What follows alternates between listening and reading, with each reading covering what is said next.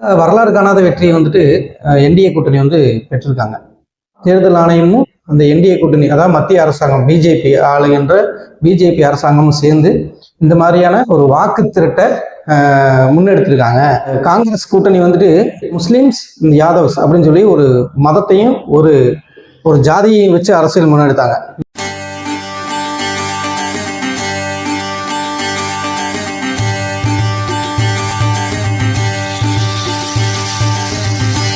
வணக்கம்.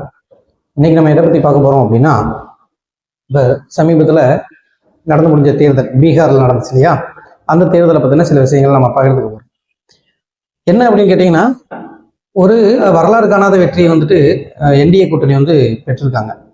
எப்படி அப்படின்னா, போட்டியிட்ட ஒட்டுமொத்த தொகுதிகள் 243 தொகுதிகளில் 202 தொகுதிகள் வந்துட்டு என்டிஏ கூட்டணி வந்து பிடிச்சிருக்காங்க. இதுல வந்து பார்த்தா மிச்சம் இருக்கிற ஒரு சொற்பமான தொகுதிகளில் தான் அந்த காங்கிரஸுடைய அந்த கூட்டணி வந்து பெற்றிருக்கு. இதுல நம்ம பார்க்க வேண்டிய விஷயம் என்ன அப்படின்னு கேட்டீங்கன்னா, இந்த தேர்தல் வந்துட்டு இந்த அரசியல் இதுல வந்துட்டு பெருசா பார்க்கப்பட்ட ஒரு தேர்தல். என்ன காரணம் அப்படின்னு கேட்டா, இந்த வாக்காளர் திருத்த சட்ட மசோதா வந்துட்டு பயன்படுத்தினாங்க தேர்தல் ஆணையம். அதில் வந்துட்டு கிட்டத்தட்ட ஒரு 16 லட்சம் வாக்குகள் வந்துட்டு காணாமல் போனதாக வந்து ஒரு குற்றச்சாட்டு வந்துச்சு. அதை முன்னெடுத்து யார் பண்ணாங்க அப்படின்னு கேட்டிங்கன்னா, திரு ராகுல் காந்தி அவர்கள் தான் பண்ணாங்க. அதை வச்சு பெரிய அரசியலே பண்ணாங்க. எந்த மாதிரி அப்படின்னா, ஒட்டுமொத்தமாக வாக்கை திருடிட்டாங்க.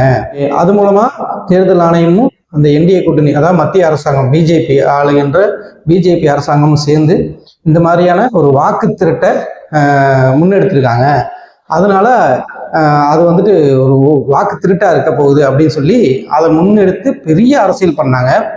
அதுல யாரெல்லாம் கலந்துக்கிட்டாங்க அப்படின்னா, எதிர்கட்சிகள் ஆளக்கூடிய மாநிலங்கள் இருக்கக்கூடிய முதல்வர்கள் முதற்கொண்டு அங்கிருந்து அரசியல் பிரமுகர்கள் எல்லாமே வந்து அந்த பீகார்ல நடந்த தேர்தல் பரப்புரையில போய் அந்த வாக்கு திருட்டுக்கு எதிர்ப்பு தெரிவித்து இந்த வாக்காளர் சிறப்பு சட்ட மசோதா வந்துட்டு வரக்கூடாது அப்படிங்கிறதுக்காண்டி அதை வச்சு ஒரு பெரிய அரசியலே பண்ணாங்க. காங்கிரஸ் கூட்டணி வந்துட்டு முஸ்லிம்ஸ் யாதவ்ஸ் அப்படின்னு சொல்லி ஒரு மதத்தையும் ஒரு ஒரு ஜாதியையும் வச்சு அரசியல் முன்னெடுத்தாங்க. ஏன்னா இவங்க ஓட்டு இருந்தாலே நமக்கு போதும், அதை வச்சு நம்ம என்ன பண்ணிடலாம், ஒரு ஆட்சியை பிடிச்சிடலாம் அப்படிங்கிற ஒரு விஷயத்த முன்னெடுத்தாங்க. இன்னொரு விஷயம், இந்த வாக்காளர் சிறப்பு திருத்த சட்ட மசோதா, அதாவது வாக்கு திருட்டு அப்படிங்கிற ஒரு விஷயத்தை வச்சு முன்னெடுத்தாங்க. சேம் அதே தான் அவங்க பண்ணாங்க. யாரு அப்படின்னா என்டிஏ கூட்டணி பண்ணாங்க. அது வந்து என்ன பண்ணாங்க அப்படின்னா, மக்களுக்கான என்ன விஷயங்கள் செய்ய போறோம் அப்படிங்கிறத முன்னெடுத்தாங்க. அதாவது இது வந்து முழுக்க முழுக்க தேர்தல் ஆணையம் ஒரு பாரம்பரியமா செஞ்சுக்கிட்டு இருக்கிற விஷயம் தான் இந்த வாக்காளர் சிறப்பு சட்ட திருத்த மசோதாங்கிறது. ஆனா அதை புரிஞ்சுக்கக்கூடிய அளவுக்கு அந்த கூட்டணிக்கு வந்துட்டு திராணி இல்லைன்னு தான் சொல்ல முடியும். ஏன்னா அதை புரிஞ்சுக்கிட்டு இருந்திருந்தாங்கன்னா இந்த தேர்தல் அழகா அவங்க வெற்றி அடைஞ்சிருப்பாங்க.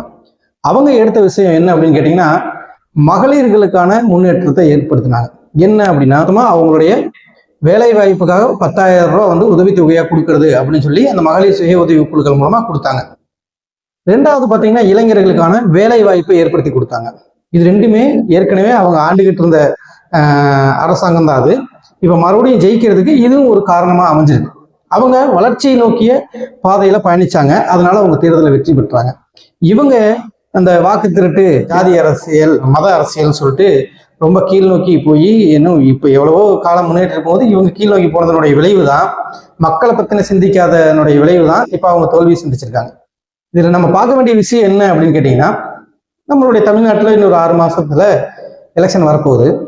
இந்த எலெக்ஷன்லயே கூட இங்க இருக்கக்கூடிய அரசியல்வாதிகள் வாக்காளர் சிறப்பு சட்ட திருத்த மசோதா வந்துட்டு எதிர்த்துட்டு இருக்காங்க. அது கூடாதுன்னு சொல்றாங்க. சமீபத்துல புதியதாக கட்சி தொடங்கிய சில பேரும் அதை பத்தின பெருசா தெரியாமையே கூட அதை பத்தி பேசிக்கிட்டு இருக்காங்க. ஆனா நம்ம ஏற்கனவே நம்ம ஒரு வீடியோ நம்ம போட்டிருக்கோம். அதனால என்னென்ன பிரச்சனைகள் இருக்கா இல்லையா அப்படிங்கிறத பத்தி ஒரு வீடியோ நம்ம போட்டிருக்கோம். அந்த வீடியோ நீங்க முன்னாடி வீடியோல போய் பாத்தீங்கன்னா நமக்கு தெரியும்.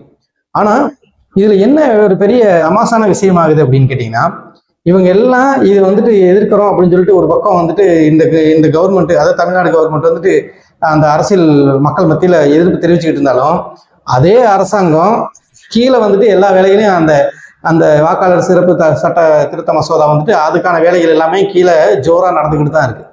நாம மக்களுக்கான அரசியல் நம்ம பண்ணிக்கிட்டு இருக்கோம் அப்படின்னு சொல்லக்கூடிய நம்ம மாநிலம் இது. தமிழ்நாடு வந்துட்டு இந்தியாவிலே நம்பர் 1 மாநிலம் அப்படின்னு சொல்லக்கூடிய மாநிலம். கல்வி அறிவு சிறந்திருக்கக்கூடிய மாநிலம்னு சொல்கிறோம். நிறையா தொழில் வாய்ப்புகள் இந்த மாதிரியான விஷயங்கள்லாம் நிறையா பண்ணிட்டு இருக்கோம்னு சொல்கிறோம். அப்போ இளைஞர்களுக்கான வேலை வாய்ப்பு, பெண்களுக்கான பாதுகாப்பு, ஏன்னா பாதுகாப்புலாம் ரொம்ப மோசமான சூழ்நிலை தான் இப்போ இருக்கிற காலகட்டத்தில் இருந்துக்கிட்டு இருக்கு. அப்போ அதை முன்னிறுத்தி அவங்களுக்கான மேம்பாடு, அதாவது ஒரு சமுதாயம் ஒரு தமிழ் சமுதாயம் அப்படிங்கும்போது அந்த தமிழ் சமுதாயம் முன்னேறதுக்கான விஷயங்களை முன்னிறுத்தி எந்த ஒரு அரசியல் கட்சியாக இருந்தாலும் அதை வச்சு போனால் மட்டும்தான் நீ வருங்காலங்களில் வரக்கூடிய தேர்தல்களில் ஜெயிக்க முடியும். அதை விட்டுட்டு சேம் அங்கே பீகாரில் எந்த மாதிரியான அரசியல் பண்ணாங்களோ அதையே இங்கே பண்ணால் இப்போ வேணா ஜெயிக்கிற மாதிரி தெரியும், ஆனால் நாளடைவில் அது எதிர்படாது, மக்கள் அதை விரும்ப மாட்டாங்க. அதுக்கு ஒரு உதாரணம், அது ரொம்ப சிறந்த உதாரணம் இப்போ நடந்திருக்கக்கூடிய பீகார் தேர்தல். அதை மனசில் வச்சுக்கிட்டு நம்ம நல்ல அரசியல் பண்ணுவோம். நன்றி, வணக்கம்.